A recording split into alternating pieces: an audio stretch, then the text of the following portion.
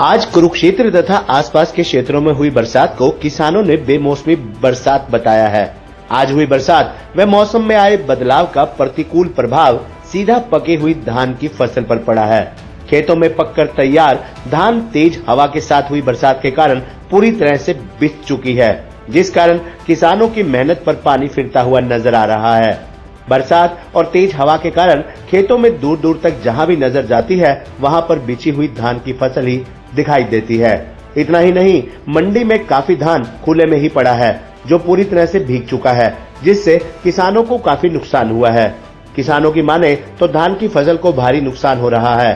किसानों का कहना है कि धान की फसल बिछने के कारण उसकी कटाई प्रभावित होगी। वहीं सब्जी फसलों को बहुत अधिक नुकसान पहुंचा है। जो सब्जियां लगाई हैं उनका फुटाव नहीं होगा।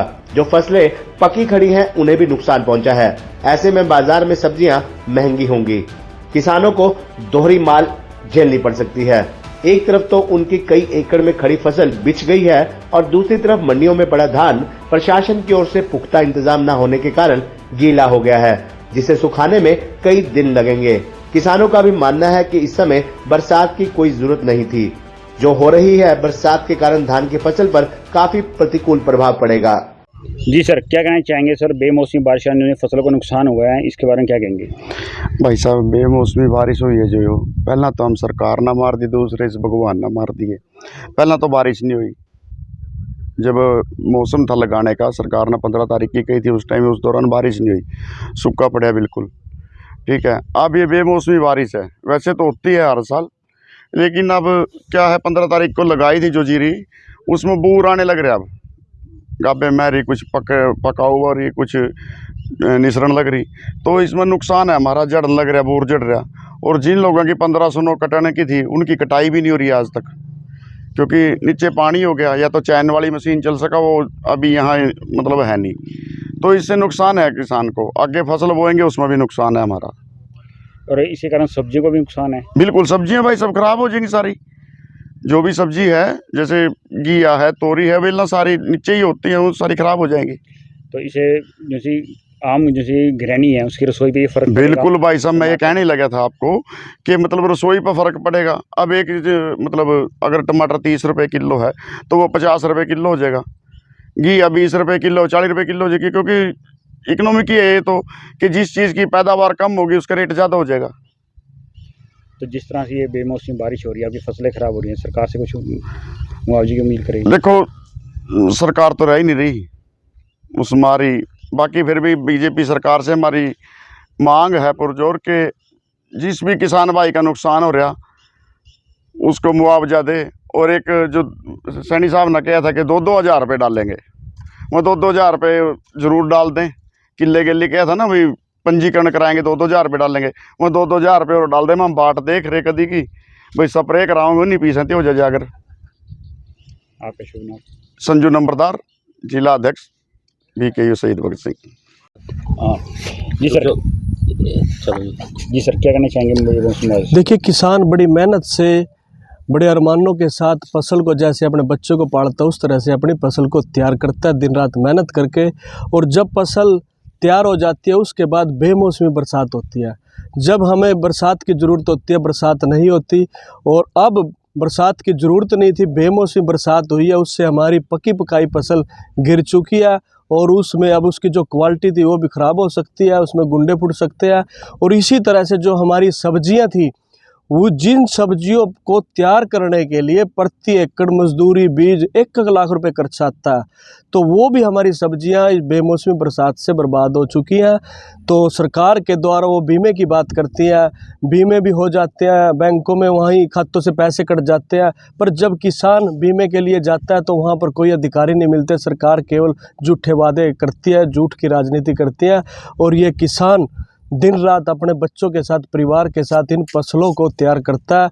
तो इसमें सरकारों को भी किसानों के प्रति इनका सम्मान होना चाहिए। और जब किसान ये फसल तैयार करके मंडी में लेके जाते हैं तो वहाँ भी सरकार के द्वारा इसकी खरीद नहीं होती, बेकदरी की जाती है। तो सरकार को पहले से ही व्यवस्था कर लेनी चाहिए कि मेरा किसान फसल पैदा करके मंडी में आएगा तो उसके लिए वहाँ पर खाने की, ठहरने की और जो सेलर वाले हैं, जो सरकार के अधिकारी हैं, उनके द्वारा भी व्यवस्था होनी चाहिए कि किसान का हौसला ना गिरे, उसका हौसला बढ़ाना चाहिए। सर, जो ये मौसम बारिश के कारण सब्जियों में नुकसान हो रहा है। हाँ बिल्कुल, मेरा गांव आलमपुर है और इसमें हमारे गांव में शुरू से ही मंडी कुरुक्षेत्र शहर के नज़दीक होने की वजह से सब्जियां करते हैं और सब्जियों पे बहुत ज़्यादा खर्चा आता है, शुरू से लेके लास्ट तक लेबर ज़्यादा लगती है इस पर। तो जो अब फसल मंडी में जाने के लिए अब मूली भी लगा रहे थे, गोभी भी की फसल भी अब लगाने पे थी, तो लोगों ने बीज भी बाई भी, खर्चा भी हुआ और बरसात की वजह से वो भी ख़राब हो चुकी है।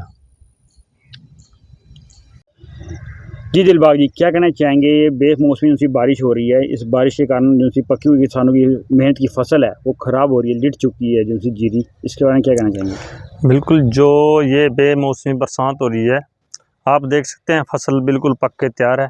10 या 12 दिन फसल और लेगी, उसके बाद कटाई चालू हो जाएगी। जब बरसात होनी चाहिए थी उस वक्त तो कोई बरसात का कोई भी वो नहीं था, संदेश नहीं था, ना कहीं बरसात हुई।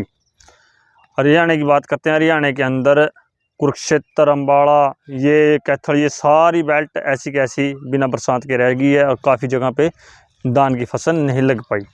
तो अब जो बेमौसमी बरसात हो रही है, इसके अंदर कम से कम 80% नुकसान है। 80% नुकसान है। जो पक कर तैयार हो गया फसल, वो एक तो गिरने के बाद, जैसे फसल गिर गई है, गिरने के बाद जिसके ऊपर पानी फिर जाएगा उसमें गुंडा फूट जाएगा, वो जामने लग जाएगी। और दूसरा, इसके जो दाने हैं वो काले पड़ने स्टार्ट हो जाएंगे। इस करके इस फसल को अब जो बेमौसमी बरसात हो रही है, इसका 100% नुकसान ही नुकसान है।